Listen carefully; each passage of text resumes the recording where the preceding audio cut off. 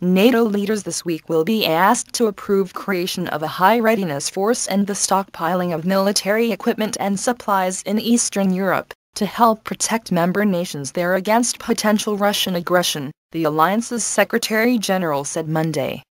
NATO is to form a 4,000-strong spearhead force designed to go into action in 48 hours in response to Russian intervention in Ukraine.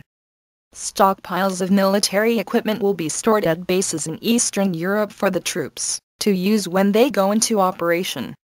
The Readiness Action Plan will ensure that we have the right forces and the right equipment in the right place, at the right time, Anders Fogh Rasmussen said.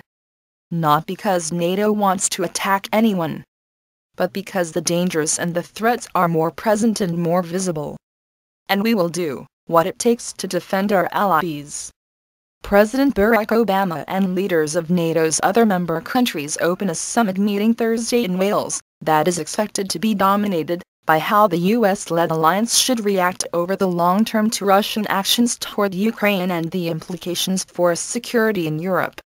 The alliance has not named Russia as the threat against whom the measures are being taken, and has stressed that it can be deployed anywhere in the world. But it will be working alongside the Readiness Action Plan, which will have bases, it is believed, in Estonia, Latvia, Lithuania, Poland and Romania. The deployment is certain to be seen as provocative by the Kremlin.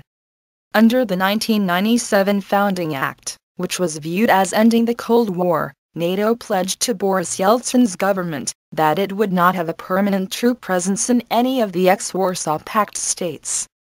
Anders Fogh Rasmussen, the NATO Secretary-General, said yesterday, "This is a time of multiple crises on several fronts.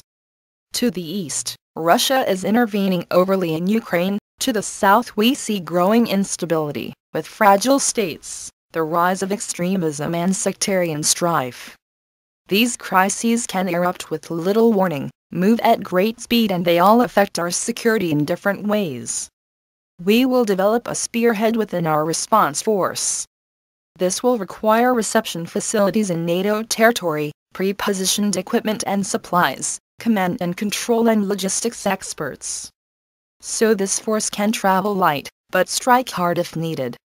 That also means more visible NATO presence in the east for as long as required, not because NATO wants to attack anyone, but because the dangers and the threats are more present and more visible, and we'll do what it takes to defend our allies."